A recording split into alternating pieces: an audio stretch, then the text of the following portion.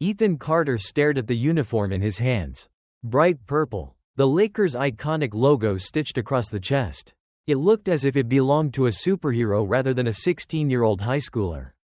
The polyester fabric caught the dim light filtering into his room, giving it an almost magical glow. He ran his thumb over the patch, shaking his head in disbelief. In just a few hours, he'd be at Crypto.com Arena for his first shift. His first job. And not just any job. Working at the very stadium where the players he idolized came alive on the court.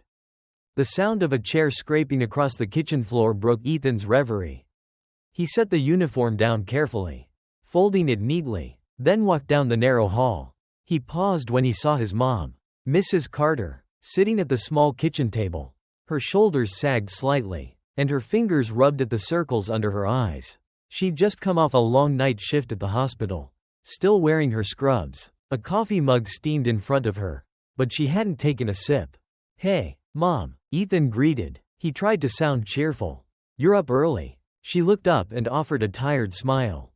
"Couldn't sleep. I wanted to see you off before your first day." Her voice was warm but laced with that same weary note that Ethan had grown used to over the years.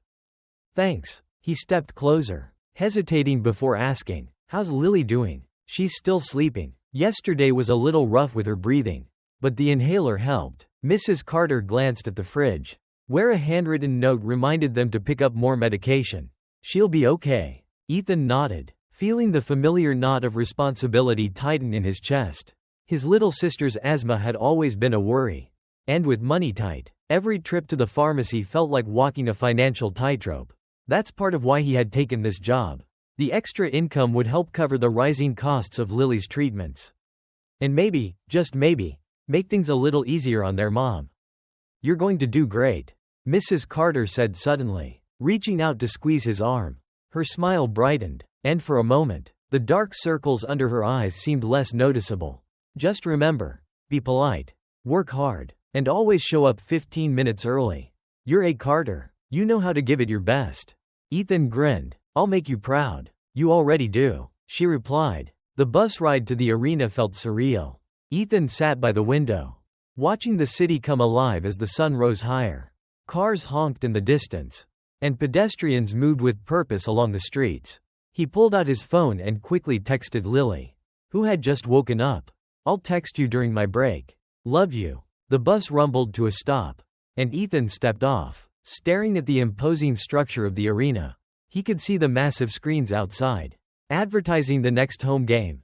He adjusted his backpack strap and took a deep breath. This was it. Inside, the air was cooler, the smell of fresh popcorn and hot dogs already wafting through the hallways. He followed a security guard's directions to the employee entrance, where a stern-looking man with glasses and a clipboard waited. "Mr. Graham," his new supervisor. "Carter, right?" Mr. Graham asked without looking up. "You're early. That's good. First day jitters?" "No, sir. Just ready to get started." Ethan replied quickly. Too quickly. Mr. Graham raised an eyebrow. "Well, let's see if that enthusiasm holds. Follow me," he said, turning on his heel and striding through the maze of hallways. Ethan hurried to keep up, trying to memorize every turn. The kitchen area was a flurry of activity.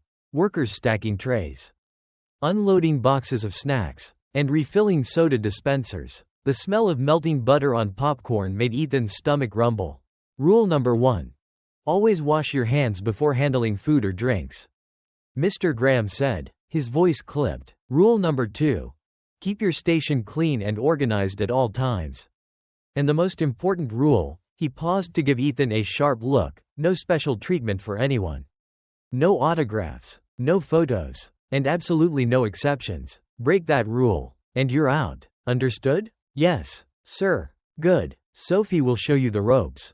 Mr. Graham gestured to a woman about 10 years older than Ethan, who smiled warmly. Her name tag said, Sophie. Don't let him scare you too much, she said, giving Mr. Graham a mock glare. He didn't react, simply jotting something down on his clipboard before walking off. He's all bark and no bite, Sophie added in a lower voice. Ethan wasn't so sure, but he nodded politely. Sophie quickly showed him how to work the register, mix the special sports drinks, and restock ice. She pointed out little tricks. Like how to balance the cups just right so they wouldn't topple over and how to listen for the exact sound that meant the popcorn was perfectly popped. "You're catching on fast," she said as Ethan placed a perfectly stacked row of nacho trays into the warmer. "You'll be ready for game night in no time." By lunch break, Ethan felt more confident. He sat in the small employee break room, eating the sandwich his mom had packed. Pulling out his phone, he sent Lily another quick text. She responded immediately. "Have you seen LeBron yet?" Ethan chuckled and replied, "Not yet. But I'll keep an eye out." As the afternoon went on, Ethan continued learning the ropes. Customers trickled in for arena tours, and Ethan served them with a bright smile. He thought about what his mom had said, about showing up and doing his best. Every "thank you" and "have a nice day" brought him closer to his first paycheck. He had already decided, half would go to his mom for bills, and the other half would be saved for Lily's medicine. By closing time, Mr. Graham made his rounds, inspecting each station. When he reached Ethan's, he gave a small, approving nod. "Not bad, Carter. You follow instructions well. That's good. Too many young people these days think rules don't matter."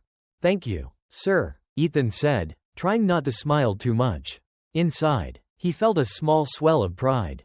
When Ethan got home, Lily greeted him excitedly. "Did you see LeBron James?" "What about Anthony Davis?" she asked, bouncing on her heels. "No players today," Ethan said, ruffling her hair. "But just wait until game night." Later, after Lily went to bed, Ethan found his mom at the kitchen table. She was surrounded by a pile of bills, a calculator clicking in her hands. She looked up and smiled faintly. "So, how was your first day?" Ethan sat down and leaned back in his chair. "It was great. Mr. Graham said I did a good job. And Sophie showed me all these cool tips. I can even see part of the court from my station. It's better than I imagined." "That's wonderful, Ethan," his mom said. "I'm so proud of you." He felt a warmth spread through his chest. It wasn't just the job, or the chance to see his basketball heroes in person. It was the knowledge that he was helping. He was doing something that mattered, for Lily, for his mom, and maybe even for himself.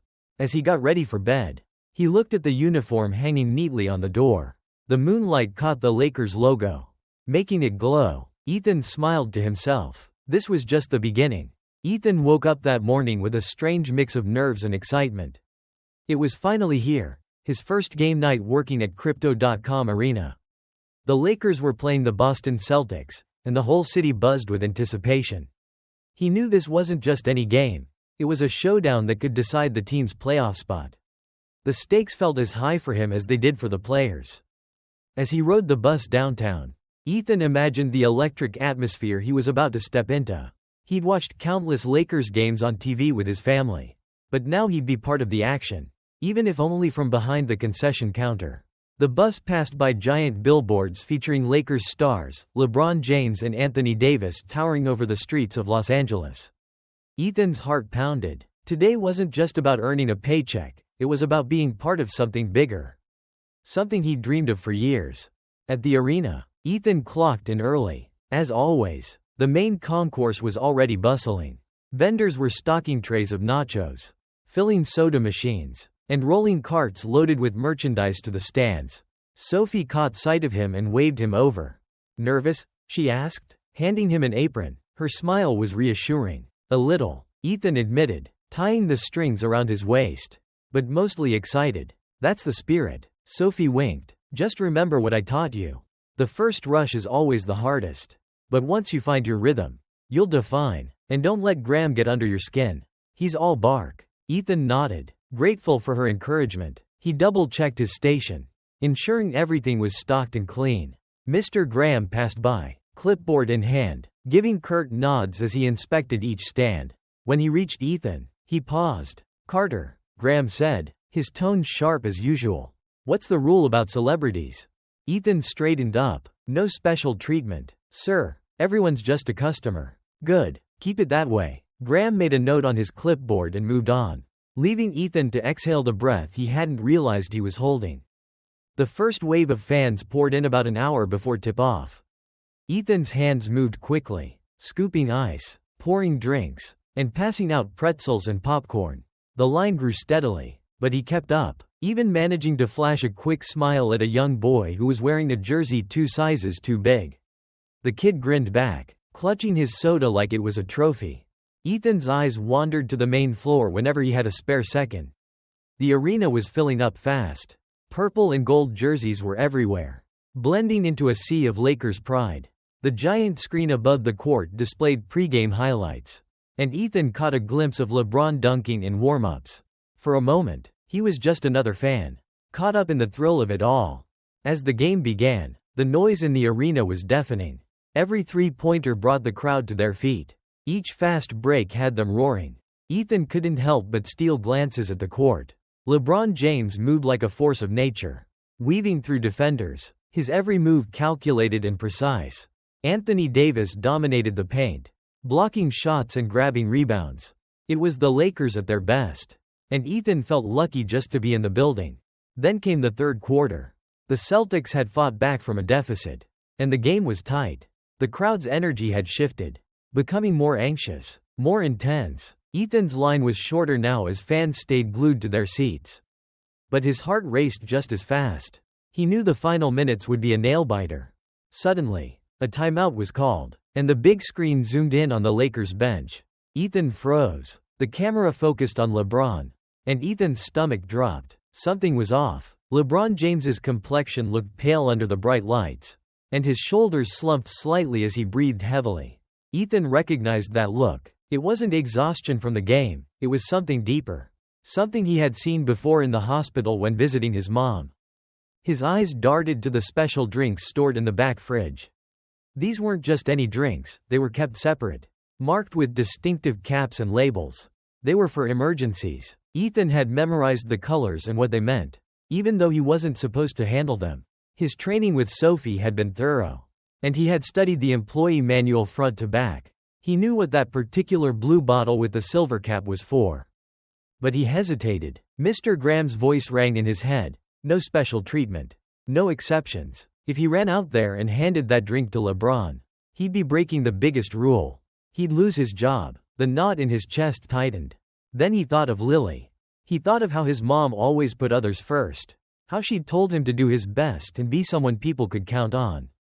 Sometimes, doing the right thing meant taking a risk. He grabbed the blue drink, his hand trembling, and stepped away from the counter. The crowd seemed to blur around him as he moved. He passed the security checkpoint, his purple uniform granting him access where others would have been stopped. As he approached the Lakers bench, a guard blocked his path. "Kid, you can't be here," the guard said firmly. Ethan held up the drink, trying to explain. "It's for LeBron James. Something's wrong. He needs this." The guard frowned, clearly uncertain. Then, as if on cue, LeBron turned and caught sight of Ethan.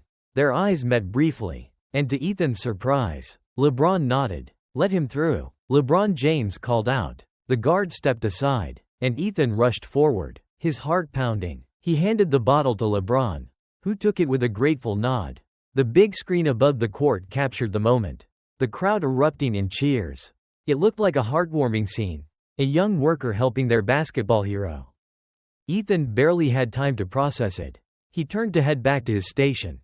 And there he was, Mr. Graham, arms crossed, face dark as a storm cloud. Ethan knew what was coming. The rest of the game passed in a blur. The Lakers won in the final seconds, the arena exploding in celebration.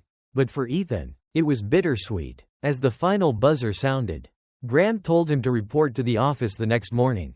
Sophie gave him a sad smile, her eyes saying what she didn't need to: "I'm sorry." Ethan packed up his things in silence and headed home. On the bus ride back, the cheers from the game still echoed in his ears. But all he could think about was the meeting with Graham. He had done the right thing. He had helped someone in need. But at what cost? At home, Lily was waiting for him. She didn't need to ask, his face said it all. "You did the right thing," she whispered as she hugged him tightly. "I'm proud of you." Ethan clung to those words as he lay in bed that night. He stared at the ceiling, replaying the moment over and over again. Something big was coming. He could feel it. He just didn't know what. Ethan didn't sleep much that night. Every time he closed his eyes, he saw Graham's expression, the crossed arms, the look of quiet disappointment that spoke louder than any reprimand. And every time he thought of that look, he felt the same sting of regret. Not for what he had done. He still believed he had made the right choice, but for the reality of what was to come.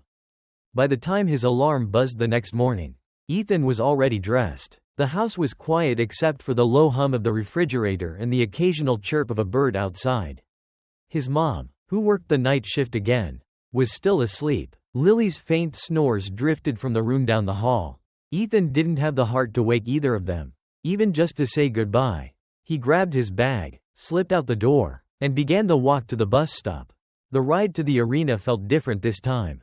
The morning sun streamed through the windows, casting long shadows over his lap.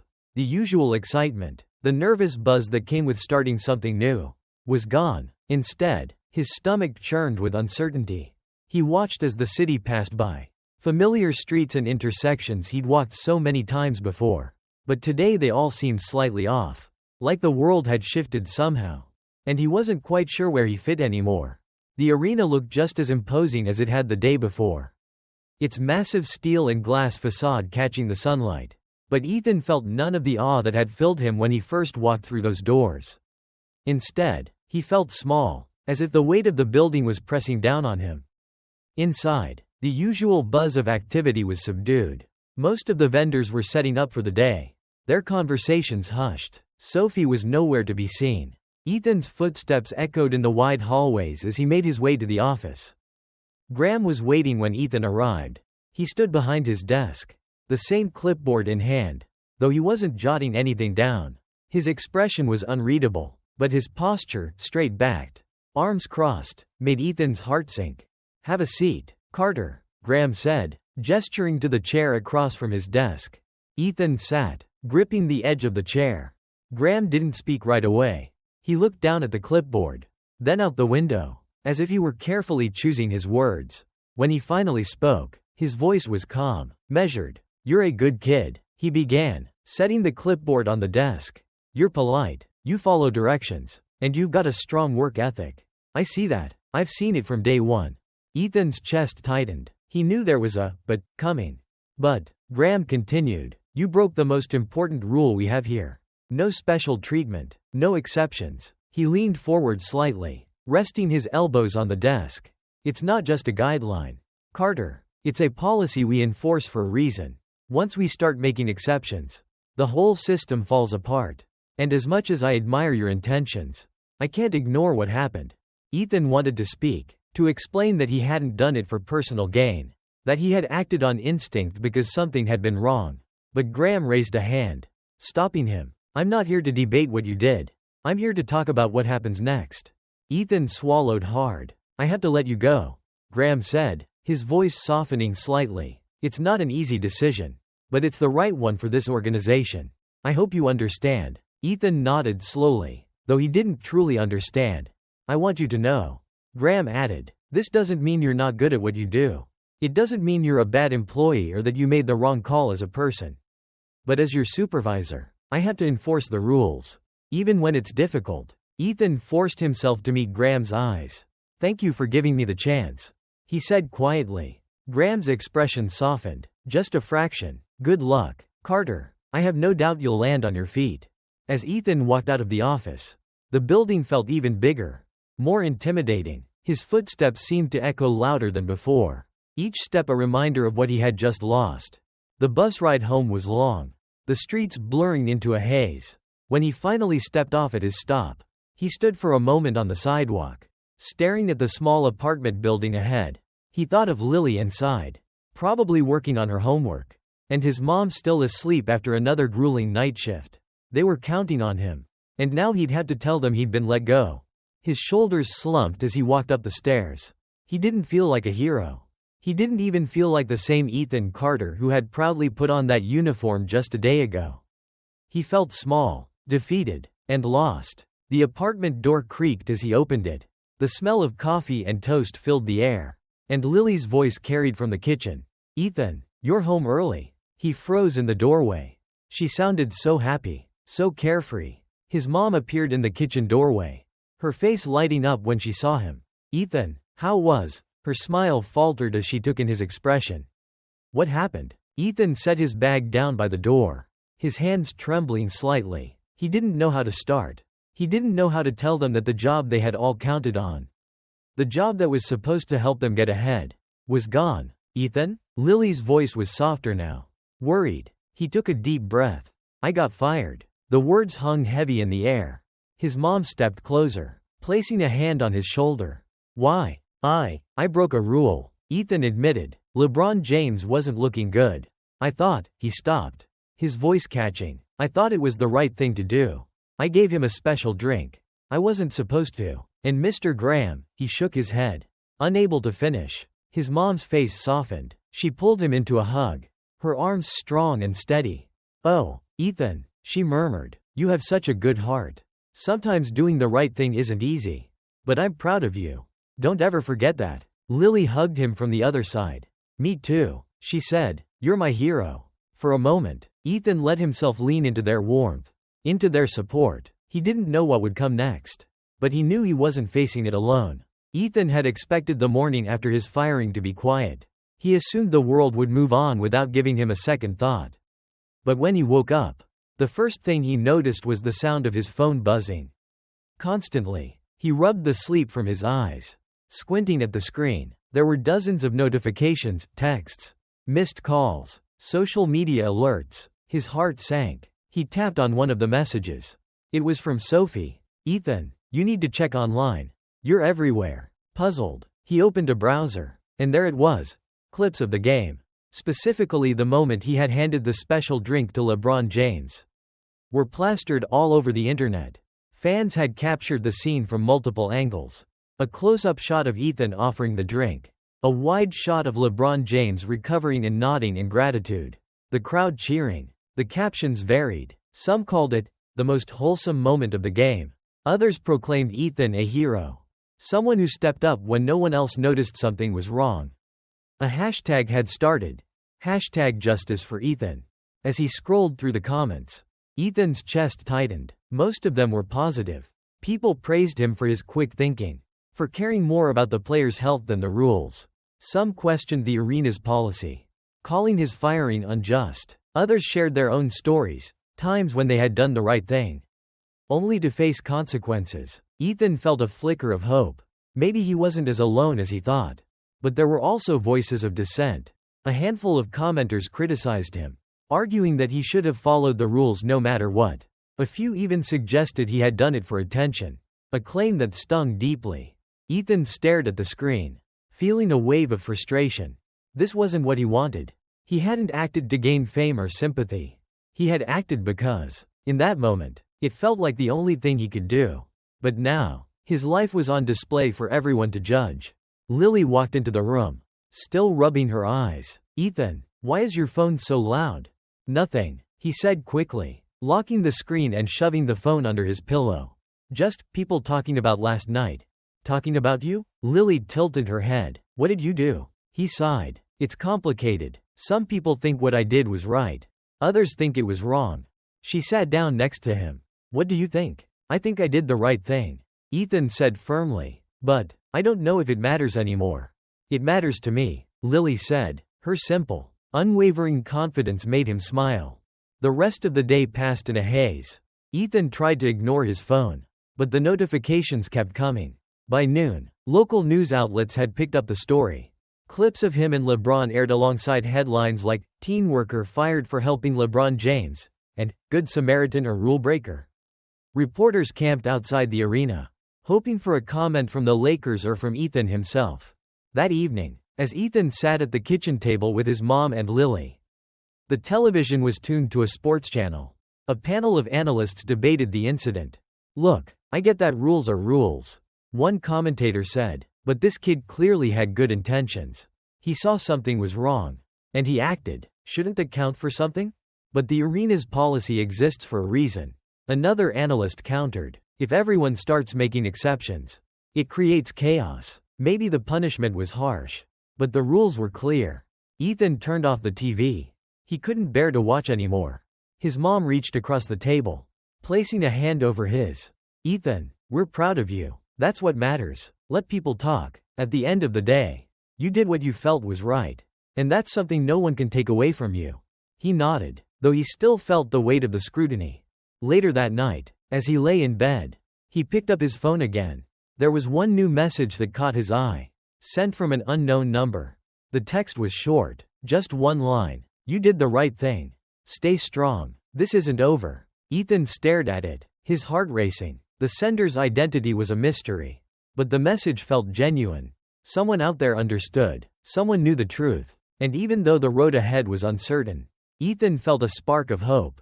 Maybe, just maybe, things were about to change. Ethan stood in front of his bedroom mirror the next morning, adjusting the same dress shirt he'd worn to his sister's school recital a year ago.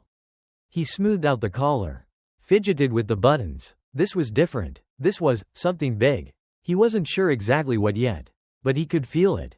A kind of restless energy thrumming under his skin. It had started with the call from the Lakers' HR department. The woman on the line had been polite, direct. They wanted to talk to him. In person. Ethan had stumbled over his words, asking why, what they wanted, but the woman hadn't offered much detail. Just come down to the facility. She'd said, tomorrow morning, bring your ID. And so, here he was, nervous, hopeful, and more than a little confused. Ethan, honey, are you ready? His mom's voice came from the kitchen. He took a deep breath and stepped out. She stood by the table, her work clothes freshly ironed but her face still showing signs of fatigue. Even so, she smiled at him the way she always did, with a kind of quiet, steady confidence. Lily sat at the table, eating cereal and scrolling through her tablet. I'm good, Ethan said, ready as I'll ever be. Mrs. Carter grabbed her purse. I'm going with you. Mom, you don't have to. She held up a hand, cutting him off. Yes, I do. If someone's calling you in, I want to know what's going on. Besides, it'll be nice to spend the morning together. I'll take a personal day. I already called the hospital. Ethan wanted to protest, but the look in her eyes told him not to bother. The bus ride to the Lakers facility was quiet. Ethan kept glancing at his mom, who sat beside him, her hands folded in her lap. She'd always been his rock, the person who held everything together. And now, even though he wasn't sure what awaited them at the other end of this ride, he felt a little steadier knowing she'd be there. When they arrived, the building loomed larger than Ethan remembered. The sun glinted off the glass windows, and the giant Lakers logo above the entrance seemed to watch over everyone who walked through the doors. A security guard at the front desk checked their IDs and made a call. Carter party is here, he said into his radio, then gestured for them to follow him. The halls were sleek and modern, lined with framed photos of Lakers greats, Magic Johnson, Kareem Abdul-Jabbar, Kobe Bryant. Ethan felt a strange mix of awe and nervousness. He couldn't believe he was walking through the same halls as so many legends. They were shown to a conference room with glass walls. The room was simple but professional, a long table, a few chairs, a monitor on the far wall. A woman in a sharp blazer and heels walked in, followed by a man in a suit. They introduced themselves as Ms. Taylor and Mr. Lawson. Thank you for coming, Mr. Lawson said, extending a hand to Ethan. Then to Mrs. Carter, we appreciate you taking the time to meet with us. Ethan swallowed hard. Sure, can I ask why I'm here? Ms. Taylor smiled, though her expression remained serious. We'll get to that. First, we need you both to sign these. She set a stack of papers on the table. Mrs. Carter frowned. What are these for? Non-disclosure agreements, Ms. Taylor said. What we're about to discuss involves sensitive information. These documents ensure that nothing shared in this room leaves this room. Mrs. Carter took the documents, her brows furrowing as she read through them. Ethan is a minor. I'll need to review these thoroughly before signing. Of course, Ms. Taylor said, folding her hands on the table. The room fell silent for a few minutes as Mrs. Carter carefully read each page. Ethan sat quietly, his pulse quickening. Whatever this was, it wasn't just about the incident at the concession stand. This felt bigger. When his mom finally set the papers down, she nodded. All right, we'll sign. They both scribbled their names, and Ms. Taylor took the papers. Thank you, she said. Now we can begin. Ethan leaned forward slightly, his palms damp. So, what is this about? Mr. Lawson glanced at Ms. Taylor, then back at Ethan. It's about what happened during that timeout. Ethan's stomach dropped. Mr. Lawson continued. First, I want to make it clear that your quick thinking didn't go unnoticed. You saw something was wrong with LeBron. And you acted. That's commendable. Ethan shifted in his seat. I thought he needed help. I didn't mean to cause any trouble. You didn't, Ms. Taylor assured him. In fact, what you did may have prevented a more serious situation. What we need to understand is how you knew. How I knew? Ethan repeated, confused. Ms. Taylor nodded. LeBron James's condition isn't public knowledge. Very few people are aware of it. But you seemed to recognize the symptoms almost immediately. We want to know what you saw. What made you take action?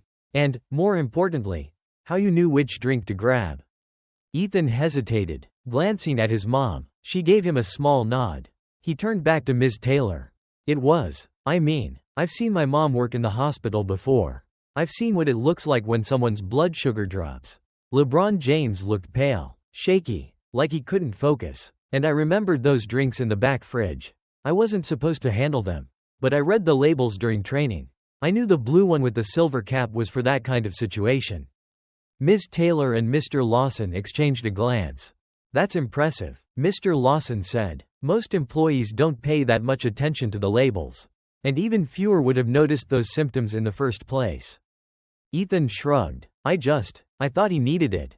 And you were right, Ms. Taylor said. She leaned forward, her tone more serious now. But what you didn't know is that what you saw in LeBron is part of a larger issue. It's not just him. Other players across the league have experienced similar symptoms. The problem isn't widespread yet.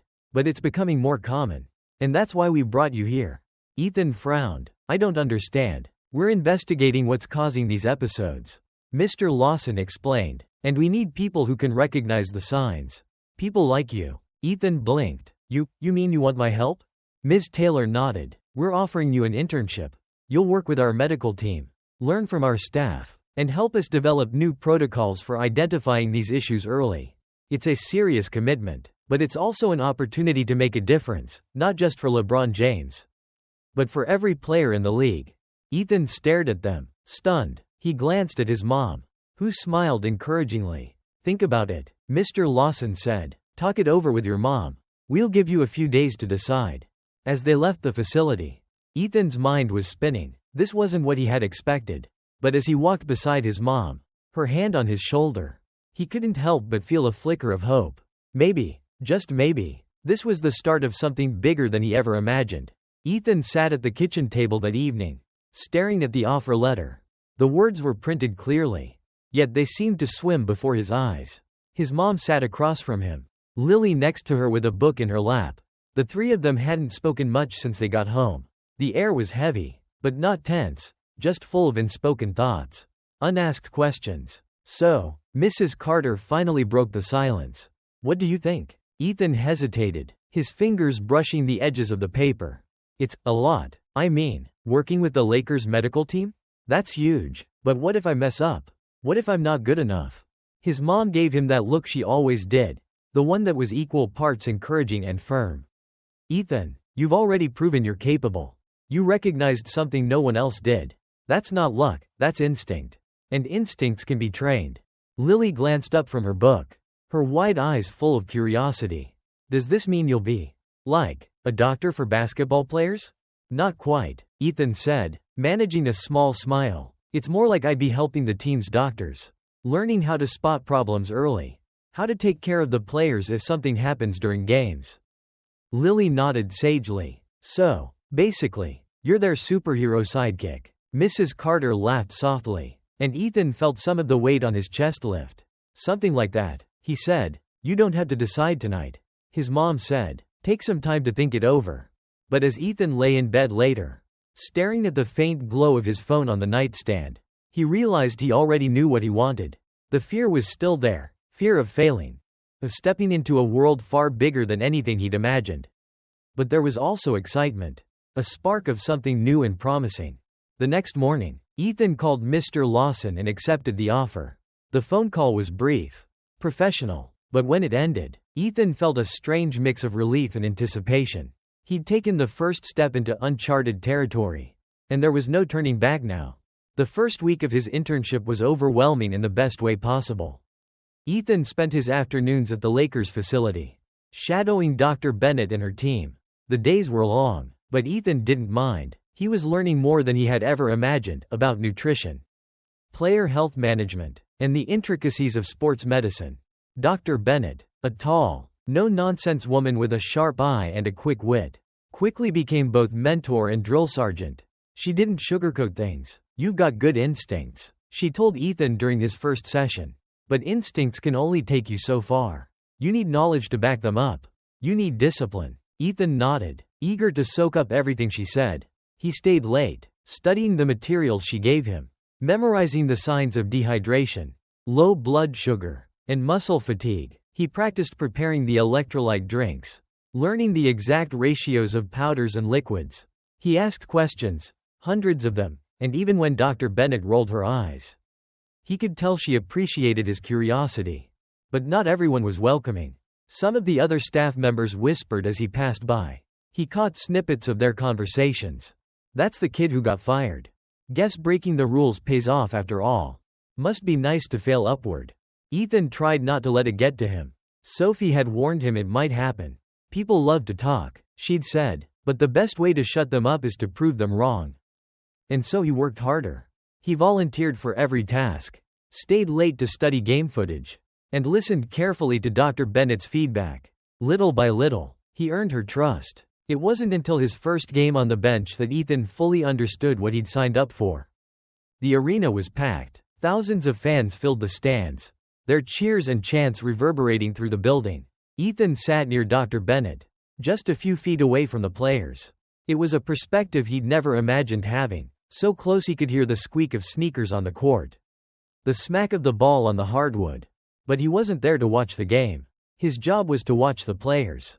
Every time LeBron James made a quick cut or Davis went up for a rebound, Ethan paid attention. He looked for the small details, how they landed, how they moved, how they held themselves between plays. Dr. Bennett had drilled it into him. "You're not a fan. You're a professional. See what others miss." At halftime, the medical team reviewed the data from the first 2 quarters. No red flags yet. Ethan felt a mix of relief and anxiety. So far, everything was fine. But what if something happened? What if he missed a sign? The third quarter began, and the game grew more intense. The Lakers had a slim lead, but the Celtics were closing in. The pace quickened, the players pushing themselves harder. Ethan's eyes stayed glued to the court. And then he saw it. Anthony Davis landed awkwardly after a contested rebound. It was subtle, just a small wince, a slight shift in how he planted his foot. But then it happened again on the next possession. And again, Davis started favoring one side, touching his ribcage every so often. Ethan glanced at Dr. Bennett, but she was focused on the data in front of her. The other trainers were busy with their own tasks. No one else seemed to notice. His heart raced. Should he say something? What if he was wrong? What if he was seeing something that wasn't there? But then he remembered what Dr. Bennett had said. See what others miss.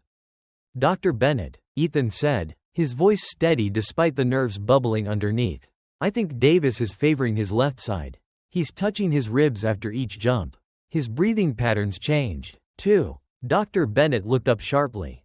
Following Ethan's gaze, she watched Davis for a moment, then nodded. "Good catch. Let's get him checked out."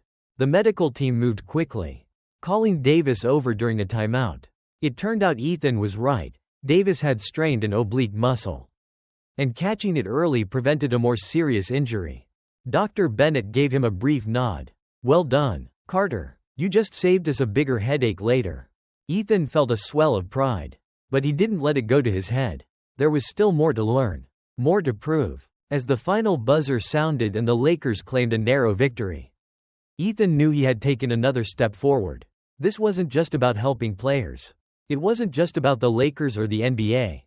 It was about becoming the kind of person who didn't wait for others to act, who saw what needed to be done and did it.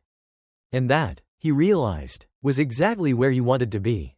The days following the Lakers' narrow victory passed quickly, filled with meetings, training sessions, and more time on the court sidelines. Ethan was finding his rhythm, a delicate balance between absorbing new information and applying what he'd learned. Dr. Bennett had even started to loosen up around him, offering the occasional sarcastic comment that Ethan took as a sign of acceptance. But beneath the surface of routine, something else was brewing. Ethan began to notice whispers in the medical office, quick conversations that stopped when he walked into the room, Staff members hunched over laptops, their expressions tight. Dr. Bennett seemed more focused than usual, her mouth drawn in a firm line. At first, Ethan tried not to think much of it. Maybe it was just the usual stress of working with professional athletes, he told himself. But the whispers didn't stop. And then, during a post-practice meeting, Dr. Bennett dropped a line that changed everything. "The numbers are increasing," she said, scrolling through a spreadsheet on the big monitor. "Which players?" one of the other trainers asked. "Not just ours," she replied, her tone clipped. "It's happening league-wide." Ethan sat up straighter. "What's happening league-wide?" he blurted before he could stop himself. The room went silent. Dr. Bennett turned to him. And for a moment, he thought she might snap at him for interrupting. Instead, she let out a small sigh. "You're already part of this, Carter. You might as well know." She tapped the monitor, highlighting a column of data. "Since the start of the season, we've seen a spike in players experiencing sudden blood sugar drops during games. It's not just a few isolated incidents. We've got data from multiple teams, multiple cities, and the patterns are eerily similar." Ethan frowned. "Why is it happening?" "That's the question we're trying to answer," Dr. Bennett said. "The league approved a new line of energy supplements last year, powders, bars, drinks. They're meant to help with endurance and recovery. But something's not adding up. Some players are fine, but others," she shook her head, "others are showing symptoms no one predicted. And it's not consistent. We don't know why certain players are affected and others aren't." Ethan's mind raced. He thought back to that night at the concession stand, to LeBron James's pale face and unsteady breathing, to the quick decision he'd made to grab that blue drink with the silver cap. At the time, it had felt like instinct. But now he wondered if he'd stumbled onto a bigger problem without even realizing it. "Why not just stop using the supplements?" he asked. "Not that simple," one of the trainers replied. "These products are backed by some powerful companies. Contracts, sponsorships, endorsements. It's a tangled web. And pulling them suddenly could cause chaos." Dr. Bennett crossed her arms. "We're not here to make policy decisions. Our job is to identify the patterns, treat the symptoms, and provide recommendations. But yes, Carter, you're right. This goes deeper than just our team. That's why we've been keeping it quiet." Ethan swallowed hard. He felt the weight of what they were telling him, the sheer scope of the issue. He'd thought he was just a kid learning the ropes, trying to help out when he could. But now he realized he was in the middle of something much bigger, something that could affect the entire league. That night, Ethan couldn't shake the conversation. He sat at his desk, the glow of his laptop illuminating his face. He searched for news articles, press releases, anything that might shed light on the supplements Dr. Bennett had mentioned. But there was nothing. The energy products were still being touted as revolutionary, the next step in athlete recovery. No one was talking about adverse effects. His phone buzzed, breaking his concentration. It was Sophie. "How's the new gig treating you?" Ethan hesitated before typing back. "Good, I think, but something weird is going on." A few moments passed. Then her reply came in. "Weird how? Can't really talk about it. But it's big." Sophie didn't press further, though she did send one last message. "If anyone can handle big, it's you. Hang in there." Ethan put the phone down and leaned back in his chair. His thoughts kept circling back to what Dr. Bennett had said. League-wide patterns, something no one else was talking about. He thought about LeBron James, about the trust the superstar had shown in him that night. And then he thought about Lily, how she looked up to him, how she always believed he could do something important. For the first time, he felt the weight of responsibility. He wasn't just learning anymore. He was part of the solution. The weeks that followed were unlike anything Ethan had ever experienced. He continued his internship under Dr. Bennett's watchful eye, growing more comfortable with the demands of the job. Each day was packed with data analysis, hands-on training, and game day observations. He became more attuned to the subtle signs of physical stress in the players, often spotting patterns before others did. But as his skills improved, so did the tension around him. The whispers he'd first noticed hadn't stopped. In fact, they'd become louder, though no one spoke openly. Meetings were scheduled suddenly and cancelled without warning. Some staff members began acting more guarded, carefully choosing their words when Ethan was nearby. The turning point came one evening after practice. Ethan was in the medical office, reviewing footage from the day's drills. The room was quiet except for the faint hum of the computer and the occasional creak of someone walking down the hall. He heard a faint knock at the door. "Come in," he called without looking up. The door opened, and he expected to see Dr. Bennett or one of the trainers. Instead, a man in a suit stepped inside. Ethan had never seen him before. He wasn't part of the usual medical team, and he certainly wasn't a player. "Ethan Carter?" the man asked. His voice was calm, but there was something steely underneath. Ethan straightened in his chair. "Yes?" The man closed the door behind him and took a step closer. "I'm with a consulting group that works with the league. I understand you've been involved in some recent data collection." "Sure," Ethan replied, cautious. "What's this about?" The man smiled, but it didn't reach his eyes. "Let's just say we're keeping an eye on things. These supplements," he paused, glancing at the computer screen. "We've heard there's been some concern among the staff." Ethan's stomach tightened. He wasn't sure where this was going, but the man's tone made his skin prickle. "What we'd like," the man continued, "is for everyone involved to stay focused on their jobs. There's no need to raise alarms or draw attention to something that may very well be a non-issue. Do you understand?" Ethan leaned back, narrowing his eyes. "I don't think I do." The man's smile faltered. "It's simple. You're here to learn, to help, not to stir the pot. Just keep your head down and do the work, and everything will be fine." Ethan felt his pulse quicken. What if it's not fine? What if there really is something wrong? The man's expression hardened. "Then that's not for you to decide." He adjusted his tie, his voice growing colder. "You're just an intern, Mr. Carter. My advice is to remember that." Without another word, the man turned and left, leaving Ethan sitting there, his hands gripping the edge of the desk. For a long moment, he didn't move. The room felt heavier, as if the air itself had changed. When Ethan finally made it home that night, his mom was sitting at the kitchen table, reading through a stack of bills. She looked up as he walked in, her face lighting up briefly before she caught his troubled expression. "Everything okay, Ethan?" she asked. "Yeah," he said, too quickly. "Just tired." She didn't press him, but her brow furrowed slightly. "If something's bothering you, you know you can talk to me." Ethan hesitated, then shook his head. "It's nothing. I'm fine." But he wasn't fine. The man's words echoed in his mind long after he'd gone to bed. "Keep your head down. Don't stir the pot." For the first time since starting the internship, Ethan felt genuinely uneasy. The next morning, he decided to confront Dr. Bennett. She was in her office early, going over the latest reports. When Ethan walked in, she glanced up, her sharp eyes immediately noticing the tension in his shoulders. "What's on your mind, Carter?" she asked, leaning back in her chair. "Someone came to see me yesterday," Ethan said. "He said he was with a consulting group working with the league. Told me not to cause trouble." Dr. Bennett's jaw tightened, but she didn't look surprised.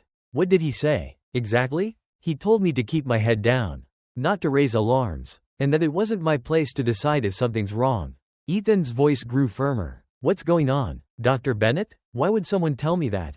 For a moment, she said nothing, her gaze steady. Then she leaned forward, folding her hands on the desk. "There are people, powerful people, who don't want this issue to come to light. The league's partnerships, sponsorships, their entire image is tied up in these products.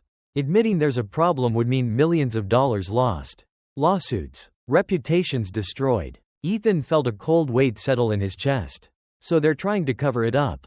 Dr. Bennett nodded slightly. "Some would rather sweep it under the rug than deal with the fallout. And they're counting on people like you to stay quiet." Ethan clenched his fists. "What about the players? Their health? That should come first." "That's why we're here," Dr. Bennett said, her voice calm but firm. "That's why we're gathering data, building a case. If we can present undeniable evidence, then they won't have a choice. But until then, we have to be careful." Ethan sat back, his mind racing. He thought of LeBron, of Davis, of all the players who trusted the system to keep them safe. And he thought about Lily, how she believed in him, how she saw him as someone who could make a difference. "I won't stay quiet," he said finally. Dr. Bennett raised an eyebrow. "You'll do what's right, Carter, but you'll do it smart. Understand?" Ethan nodded. He didn't have all the answers yet. But one thing was clear, he wasn't just an intern anymore. He was part of something bigger. And he wasn't going to back down. Ethan felt a shift in the air as soon as he arrived at the arena. The building was still humming with the usual pre-game energy, vendors shouting, fans streaming through the doors, the steady rhythm of pop music blasting from the speakers, but something about tonight felt heavier, more intense. The Lakers were set to face one of their toughest rivals, and the stakes were high. A win would solidify their playoff standing, while a loss would throw them into uncertainty.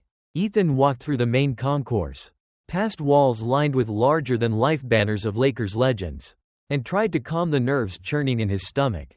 Dr. Bennett greeted him in the medical office, already reviewing a stack of data from the last practice. She looked up briefly as Ethan entered. "Carter," she said, motioning for him to come closer. "How are you feeling about tonight?"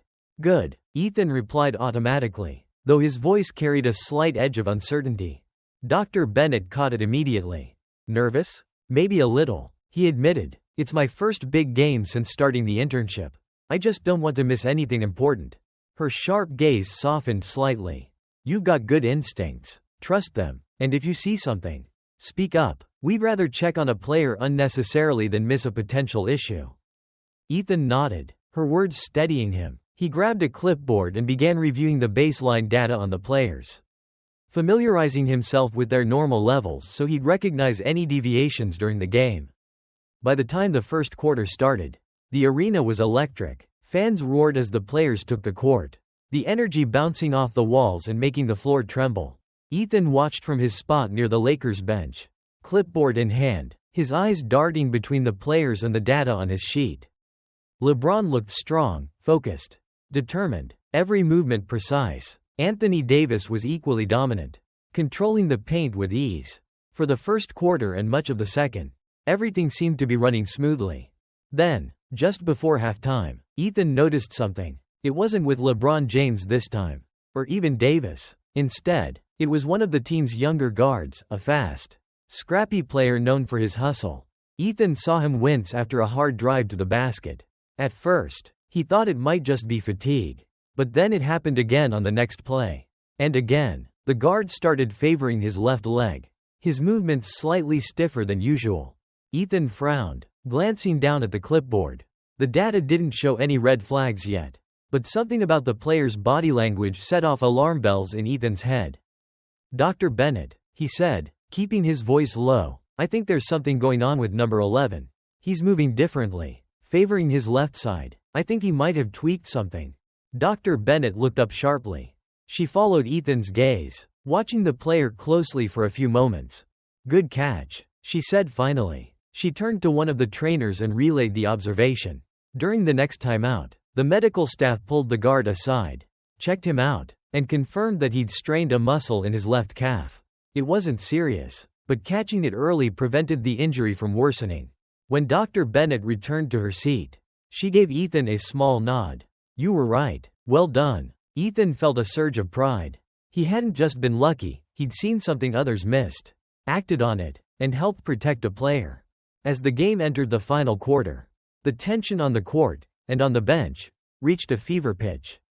The Lakers held a slim lead, but their opponents were relentless, clawing their way back with every possession. Ethan found himself more alert than ever, scanning the players for any sign of trouble. And then it happened. LeBron James, who had been playing nearly the entire game without a break, started showing subtle signs of fatigue. It was nothing obvious at first, just a slight hesitation on his cuts. A split second longer to recover after a dunk. But then Ethan caught it. The same pale look he'd noticed weeks ago. The same uneven breathing. His heart raced. He glanced at Dr. Bennett, who was busy reviewing stats on her tablet. The other trainers were focused on Davis, who was gearing up for the next defensive play. No one else seemed to see it. Ethan's hand tightened around his clipboard. Should he say something? What if he was wrong? But then he remembered Dr. Bennett's words. Trust your instincts. Code blue, Ethan said, his voice steady despite the nerves coursing through him. Dr. Bennett looked up immediately. What did you see? LeBron's showing the same signs as before, Ethan said. He's pale. His breathing's off. I think his blood sugar might be dropping again. Dr. Bennett didn't hesitate. She signaled to the trainers. And within seconds, the medical team was at LeBron James's side. They handed him the familiar blue drink with the silver cap.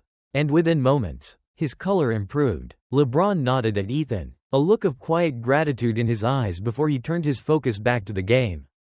The Lakers pulled off a hard-fought win, the crowd erupting into cheers as the final buzzer sounded.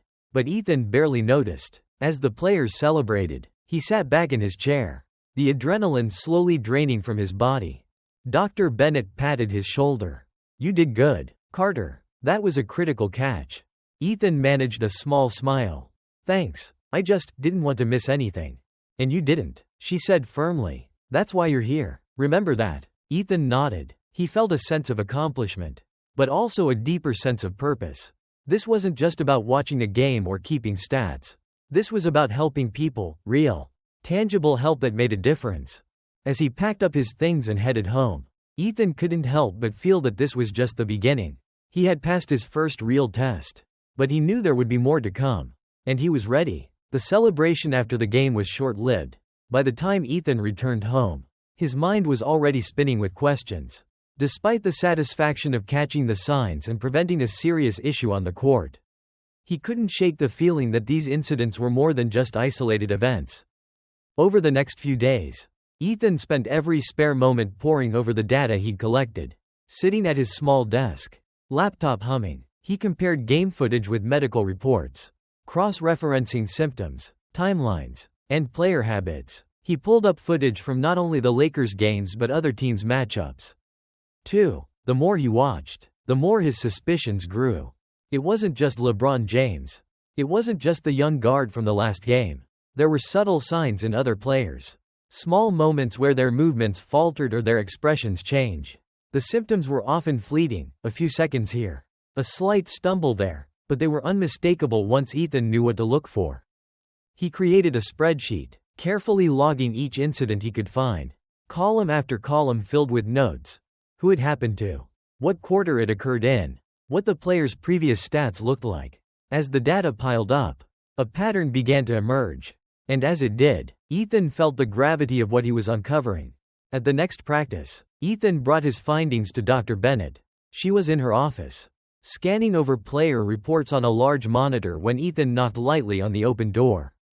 "Carter," she said without looking away from the screen. "What's on your mind?" "I think I found something," he said, stepping inside. Dr. Bennett turned to him, one eyebrow raised. "What kind of something?" Ethan handed her his laptop. "I've been going through the footage and comparing it with the player data. Look here." He pointed to a series of entries on the screen. "These are all from the last few weeks. Different players, different teams, but the timing is consistent, usually late in the game. Sometimes after a hard drive or a fast break. The symptoms aren't always the same, but they follow a similar pattern: sudden fatigue, shaky movements, pale complexion, and most of them match up with players who've been using that new supplement."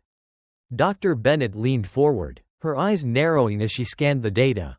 For a long moment, she said nothing, her expression unreadable. Then she let out a low sigh. "I knew it wasn't just us," she muttered, almost to herself. Ethan blinked. "You knew?" "I suspected," Dr. Bennett admitted. She set the laptop down and leaned back in her chair. "I've seen hints of this in our own players. LeBron's issues weren't the first, and I doubt they'll be the last. But we haven't had enough hard evidence to back up the theory. That's why we've kept it quiet, until we know for sure. Making accusations could cause chaos." "Well, now we have data," Ethan said, his voice firm. "It's not perfect, but it's a start." Dr. Bennett nodded slowly. "It's a start," she agreed, "but this is going to get messy. If we go public with this, it won't just be about player safety. It'll be about money, contracts, reputations. The companies behind these supplements won't take this lying down." Ethan's pulse quickened. "But it's the right thing to do, isn't it? If these supplements are causing harm, the players need to know. The league needs to know." Dr. Bennett regarded him for a moment, her sharp eyes searching his face. "You've got guts, Carter. I'll give you that." "It's not about guts," Ethan said quietly. "It's about doing what's right." Dr. Bennett smiled faintly. "That's why I brought you on board." "All right, let's present this to the higher-ups. But don't expect them to roll out the red carpet. If we're going to push this forward, we'll need more than just numbers. We'll need testimony, cooperation from the players themselves." Ethan nodded. He was ready. The next step was reaching out to the players who had experienced these symptoms. Dr. Bennett called a few of them into private meetings, sharing the data Ethan had collected and asking if they'd noticed anything unusual. Some were hesitant, reluctant to speak out. Others were more forthcoming. "Yeah, I've felt it," one player admitted. "I thought it was just me. Like I was having an off night. But now that you mention it, it's happened more than once." Dr. Bennett documented everything. With each conversation, the pattern became clearer, the evidence more compelling. But not everyone was supportive. One afternoon, as Ethan was reviewing data in the medical office, a senior staff member from the league's health department walked in. He was an older man with a stern expression, his suit impeccably tailored. He introduced himself as Mr. Crane. "Carter," he said, his tone clipped. "I understand you've been compiling some rather sensitive information." Ethan set down his clipboard. "Just trying to help the team." Mr. Crane's eyes narrowed. "You should be careful, young man. There are protocols for these things. Procedures. Going outside those channels can cause unnecessary confusion, even harm." Ethan met his gaze, not backing down, so can ignoring the problem. Mr. Crane's jaw tightened. "I'm simply saying, tread carefully, and remember your place." When Mr. Crane left, Ethan felt a chill run down his spine. It wasn't the first time he'd been warned, but it was the first time someone from the league itself had confronted him. The pressure was mounting. As the days wore on, the team continued to build their case. Dr. Bennett helped Ethan refine his data presentation, tightening the analysis and highlighting the most compelling points. They worked late into the evenings, often alone in the office, fueled by takeout and determination. "We're close," Dr. Bennett said one night as they reviewed their findings for the 100th time. "Once we have this finalized, we'll bring it to the league's executive committee. But be ready, Carter. This is just the beginning. If they accept the data, great. If they push back," she shook her head, "well, we'll cross that bridge when we get to it." Ethan nodded. He knew this was far from over. But for the first time, he felt like they had a real shot at making a difference. They weren't just reacting to problems anymore, they were working to prevent them. To change the system for the better. He glanced at his laptop. The rows of data glowing on the screen. Every entry, every note represented a player whose health could be protected. And that, he realized, was worth whatever came next. When the day came to present their findings, the tension was palpable. Dr. Bennett had coordinated a meeting with the league's executive committee, a collection of senior officials whose decisions shaped the entire NBA. The meeting room was nothing short of intimidating. A long, polished table, rows of chairs that seemed too large, and a wall lined with digital screens displaying everything from player stats to league financials. Ethan sat at one end of the table, laptop open, a thumb drive in his hand. Dr. Bennett was to his left, her calm demeanor a steadying presence. Across from them, the committee members watched silently, their expressions unreadable. Some were older, their faces lined with years of experience, while others were younger, sharp-eyed and quick to take notes. "Dr. Bennett," began one of the senior executives, a man with silver hair and a deep voice, "we understand you have something significant to share. But let me be clear up front. This committee values hard data and actionable recommendations. Speculation won't move the needle." Dr. Bennett nodded. "Understood. That's why we've spent weeks gathering this data, cross-referencing it with player medical histories and performance metrics. Carter," she gestured toward Ethan, "has been instrumental in identifying the patterns we'll discuss today." Ethan inhaled slowly and began. He plugged in the drive, and the room's largest screen lit up with his presentation. Row after row of data points appeared, game footage, medical reports, and charts highlighting the increase in late-game symptoms. His voice was steady as he walked through the trends, the frequency of incidents, the players affected, and the timelines that aligned almost perfectly with the introduction of the new supplements. As he clicked through slides, Ethan glanced at the faces around the table. Some leaned forward, their eyes narrowing as they studied the graphs. Others remained expressionless, arms crossed, not even glancing at the screen. The air was thick with unspoken opinions. When he finished, Dr. Bennett took over. She summarized the findings, emphasized the need for immediate action, and outlined a set of recommendations, halting the use of the implicated supplements, conducting further testing, and implementing stricter oversight of products used league-wide. For a moment, The room was silent. Then one of the younger executives leaned forward, adjusting his glasses. "This is compelling data," he said, his tone measured, "but it's incomplete. These patterns you've identified, they suggest a correlation, not causation. Have you tested the supplements directly? Do you have definitive proof that they're the source of these issues?" Ethan's stomach sank. He had anticipated this question, but it didn't make it any easier to answer. "We haven't conducted lab tests on the supplements themselves," Dr. Bennett admitted. "Our findings are based on observational data and player reports. But the patterns are consistent, and the timing aligns exactly with the introduction of these products."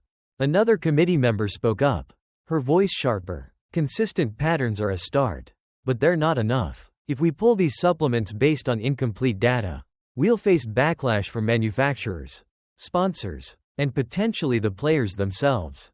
Not to mention the financial implications." Ethan felt a flash of frustration. "But if we don't act, players' health will continue to be at risk," he said, unable to keep the edge out of his voice. "How many more incidents need to happen before we take this seriously?"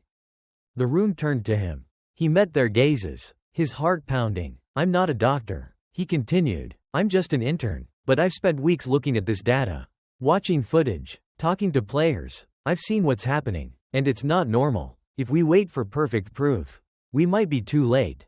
Dr. Bennett placed a steadying hand on his arm, but she didn't interrupt. The committee members exchanged glances. Some nodded slightly, others frowned. The silver-haired executive who had opened the meeting spoke again. "Carter, I appreciate your passion," he said, "but decisions at this level require more than passion.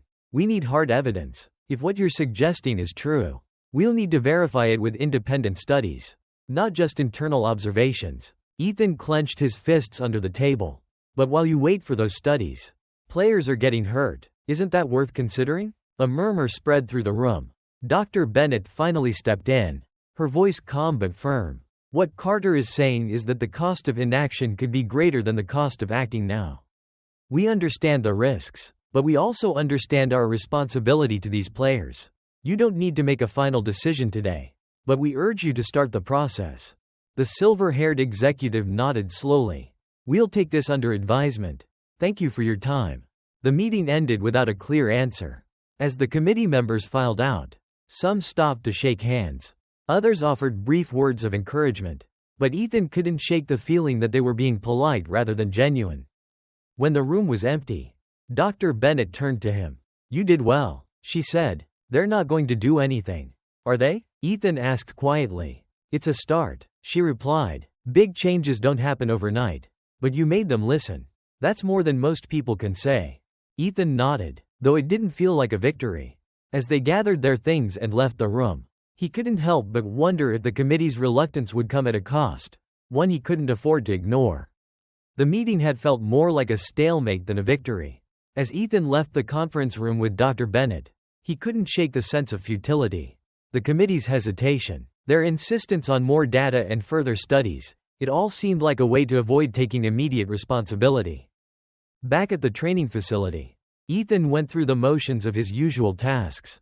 He double-checked player hydration levels, reviewed footage from the previous night's game, and updated medical logs. Dr. Bennett gave him space, sensing his frustration, but even though he kept busy, the nagging doubt lingered. In the days following the presentation, nothing seemed to change on the surface. Practices continued, games were played, and players followed their routines. Ethan kept his eyes open, watching for any signs of trouble. And yet, despite the committee's lack of immediate action, he began to notice small shifts. For one, the medical staff began quietly phasing out the supplements that had been flagged. It wasn't announced officially, there was no memo, no directive from the higher-ups, but the trainers simply stopped offering those particular products. When players asked, they were given alternatives. No one made a big deal out of it. But Ethan saw what was happening. The medical team was taking precautionary measures without waiting for permission from above. Dr. Bennett later confirmed it. "We're not broadcasting it," she said when Ethan asked. "But we're not ignoring the data either. Sometimes, change starts quietly." Ethan couldn't help but feel a flicker of hope. It wasn't the bold, sweeping action he had envisioned, but it was something. The players were being protected, even if it was done behind the scenes. It wasn't enough, not yet, but it was a step in the right direction. A few weeks later, Ethan found himself back on the bench for another home game.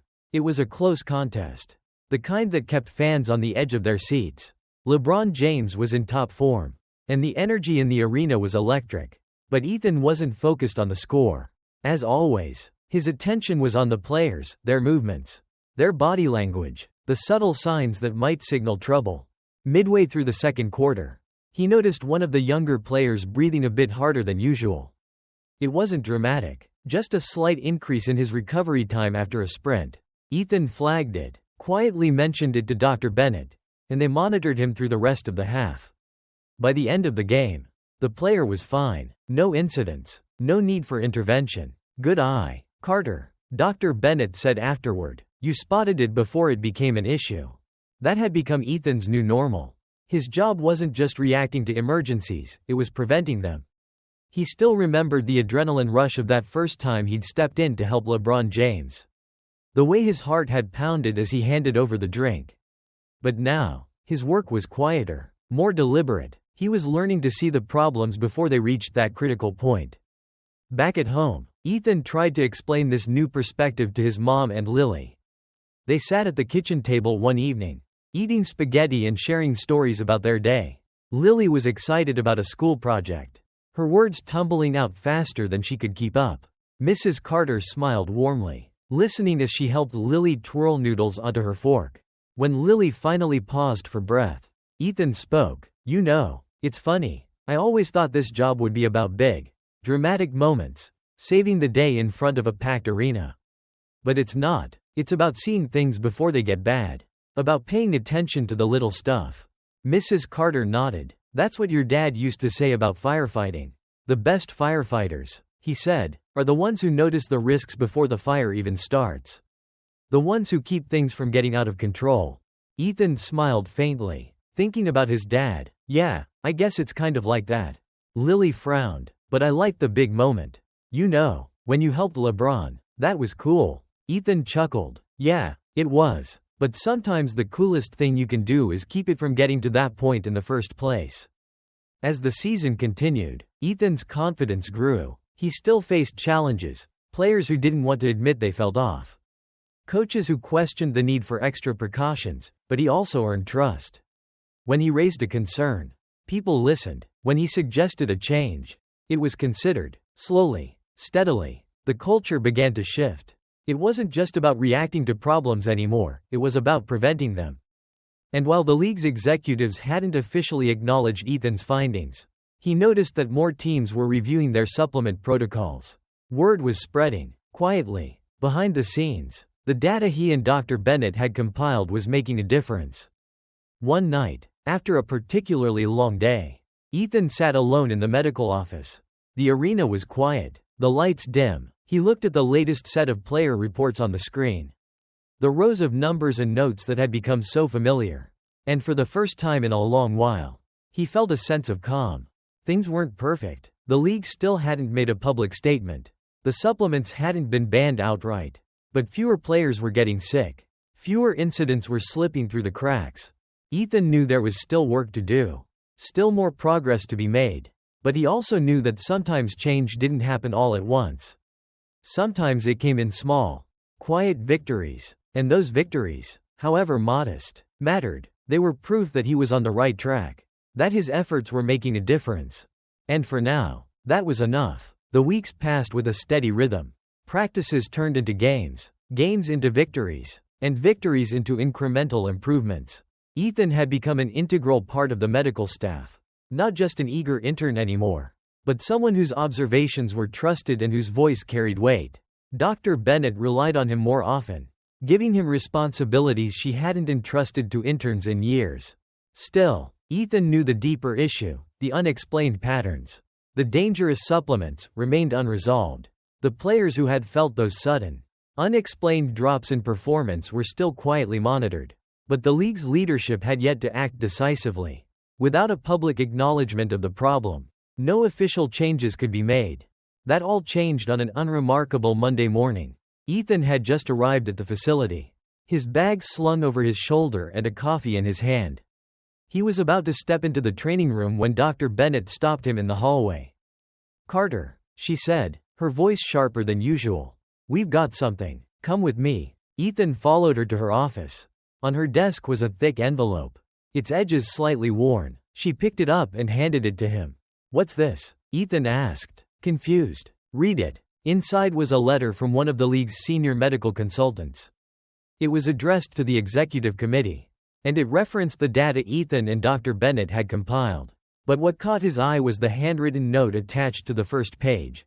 "We can no longer ignore the pattern. Immediate action is required. This is from Dr. Avery." Dr. Bennett explained, "One of the most respected voices in sports medicine. She's reviewed our findings and confirmed what we've been saying all along."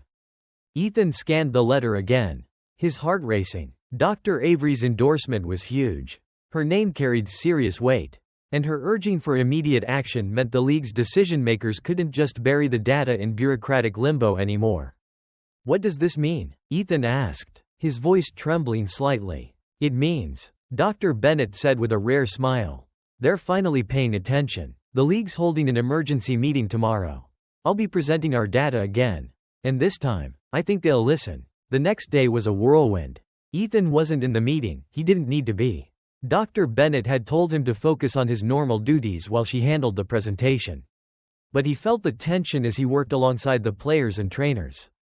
His mind constantly drifting to that conference room and the decisions being made behind closed doors. When Dr. Bennett returned, she looked tired but victorious. "Well?" Ethan asked, unable to keep the anticipation out of his voice. "They're moving forward," she said simply. "The supplements are being pulled from circulation. The league is conducting a full investigation into the manufacturing process. And in the meantime, they've mandated stricter monitoring of player health." Ethan's shoulders sagged in relief. Finally, the data had spoken loudly enough. Finally, the league was taking action. And they know who provided most of the data. Dr. Bennett added, her tone a little lighter. "You're getting a lot of credit, Carter." "I don't need credit," Ethan said quickly. "I just wanted them to do something." Dr. Bennett chuckled. "Good, because there's still plenty of work to do. This is just the start." In the days that followed, Ethan noticed a subtle but undeniable shift. The players were more relaxed, knowing the questionable supplements were no longer in their lockers. The trainers worked more closely with the medical staff, and the atmosphere in the facility felt lighter. Ethan's role didn't change much. He still spent his days monitoring hydration, tracking recovery stats, and running through countless spreadsheets, but he knew he'd played a part in something larger than himself. And the best part was knowing that the players he watched and admired were safer now. That was all he had ever wanted. Still, Ethan couldn't help but wonder what would come next. The changes the league had implemented were promising, but the road ahead was still long. He thought of Lily at home, cheering for him every step of the way, and his mom's quiet encouragement every morning before he left for work. He thought of the risks he'd taken, the challenges he'd faced, and the persistence that had finally paid off. Ethan didn't know exactly where his path would lead, but as he sat in the locker room one quiet afternoon, listening to the faint echo of basketballs on the court, he felt something he hadn't felt in a long time. He felt proud. Ethan had finally come into his own. The league's decision to pull the questionable supplements and implement stricter monitoring was a victory.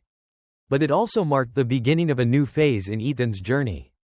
He no longer felt like an outsider in the arena's halls or a kid pretending to be part of something bigger than himself.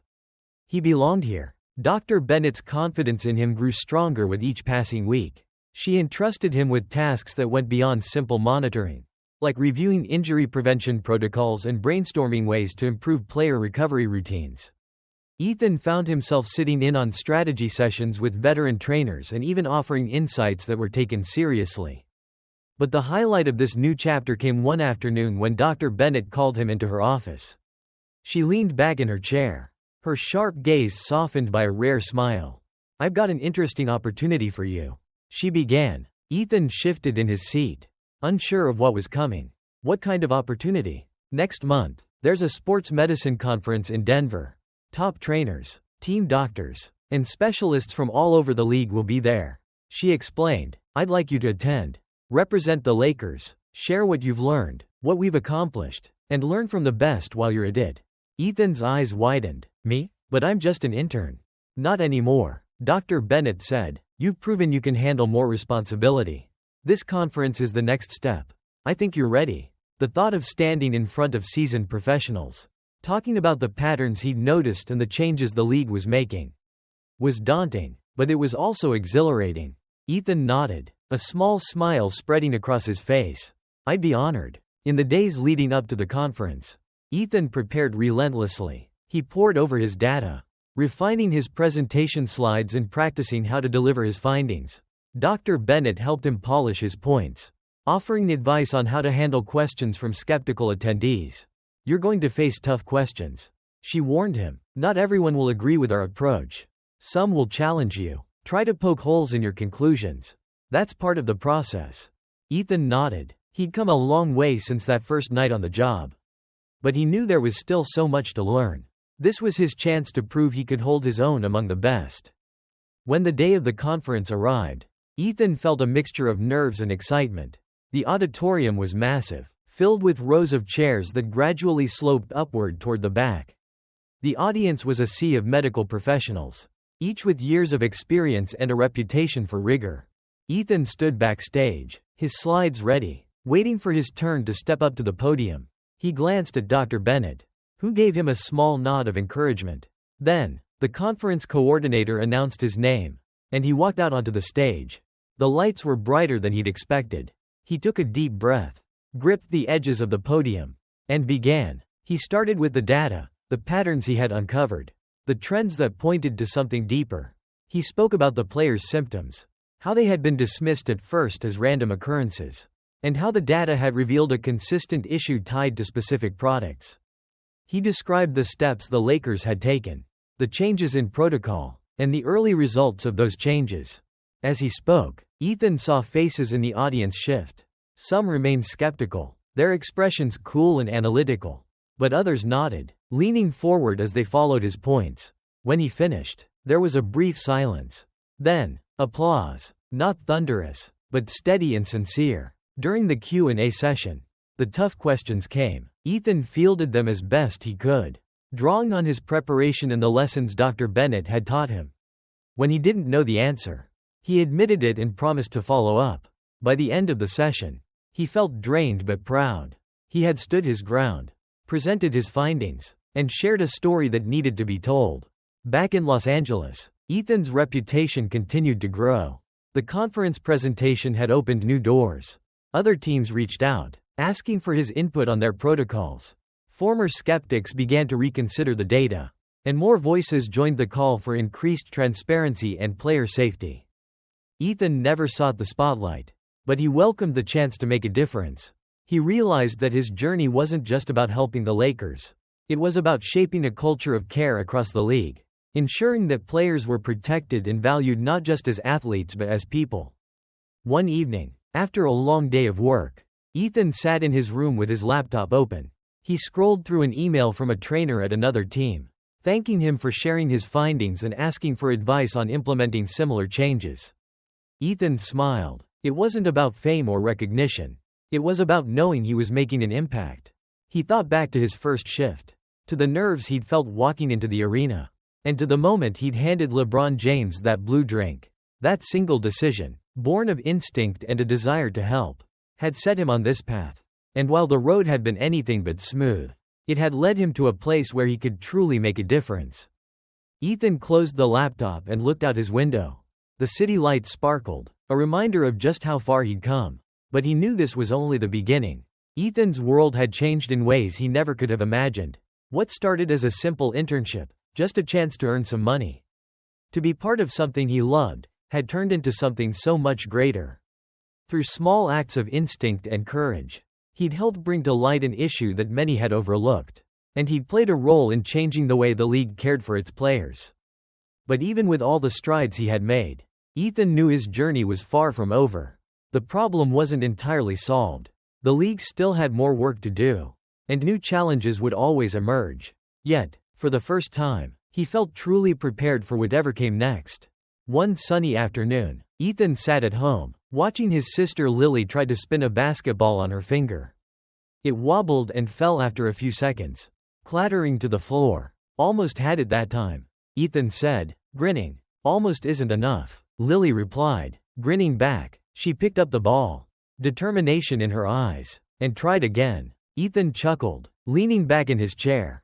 He had learned a lot from this experience, about himself, about the importance of stepping up even when it's hard, and about what it really meant to make a difference. It wasn't always dramatic. Sometimes it was quiet, behind the scenes. Sometimes it was just paying attention and caring enough to act. He thought of Dr. Bennett's words, "It's not just about reacting. It's about seeing what others miss and stepping in before it's too late." Ethan realized that philosophy didn't just apply to sports medicine. It was a way to live. Months later, as the season wound down and the playoffs began, Ethan felt a sense of calm confidence. The league's new protocols were in place, and he knew the players were safer because of them. The supplements that had caused so much trouble were gone, and the data he'd helped compile had sparked a conversation about accountability and player health that couldn't be ignored. Ethan wasn't in the spotlight. He wasn't giving interviews or standing at center court. But he didn't need to be. He was exactly where he wanted to be, doing the work, making a difference. And as he looked ahead, he felt nothing but hope. There were more challenges to face, more problems to solve, and more opportunities to help. He didn't know exactly what the future would hold, but he knew one thing for sure: he was ready for it.